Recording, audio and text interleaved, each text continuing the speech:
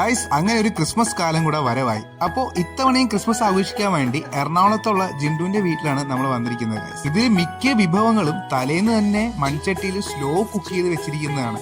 അതുകൊണ്ട് തന്നെ ടേസ്റ്റും വേറെ ലെവലാണ് ഗൈസ്. രാവിലെ നല്ല ചൂട് വെള്ളയപ്പവും ബീഫ് സ്റ്റൂവും കടുപ്പത്തിൽ ഒരു ചായയും. സ്റ്റൂവിലെ ബീഫ് നല്ല വെണ്ണ പോലെ സോഫ്റ്റ് ആണ്, എന്നാൽ ഉടഞ്ഞു പോയിട്ടുമില്ല. പിന്നെ വെജീസും കാഷ്യൂനട്ട്സും ഉണക്കമുന്തിരിയും എല്ലാം കൂടെ സീന് കളറാണ് ഗൈസ്. എന്തായാലും ഇതിന്റെ ഫുൾ ക്രെഡിറ്റ് എന്തായാലും മമ്മിക്കാണ്. അങ്ങനെ രാവിലത്തെ ബ്രേക്ക്ഫാസ്റ്റ് കഴിഞ്ഞ് കുറച്ച് റെസ്റ്റ് എടുത്തിരുന്നപ്പോ ലഞ്ച് കഴിക്കാൻ ടൈമായി. ലഞ്ചിന് മെയിൻ ഹൈലൈറ്റ് എന്ന് പറയുമ്പോൾ ഡക്ക് റോസ്റ്റും പിന്നെ ബീഫ് വിന്താലുമാണ്. എരിവിറച്ചി എന്നും ഇവിടെ പറയും. നമ്മൾ നോർമലി കഴിക്കുന്ന ബീഫ് ഐറ്റംസിന്റെ ടേസ്റ്റേ അല്ല, എരിവിനോടൊപ്പം ചെറിയൊരു പുളിയും കൂടെ ഉണ്ടാകും ഗൈസ്. അതാണ് ഇതിന്റെ മെയിൻ ആയിട്ടുള്ള ഹൈലൈറ്റ്. ഇതിന്റെ ഒരു റെസിപ്പി വീഡിയോ പറ്റിയാൽ ഞാൻ ചെയ്യാൻ നോക്കാം. എന്തായാലും ലഞ്ച് ഞാൻ നല്ലപോലെ എൻജോയ് ചെയ്തു. ക്രിസ്മസ് വിശേഷങ്ങൾ തീർന്നിട്ടില്ല, ബാക്കി ഞാൻ നെക്സ്റ്റ് വീഡിയോയിൽ ഉൾപ്പെടുത്തും. So belated happy Christmas guys.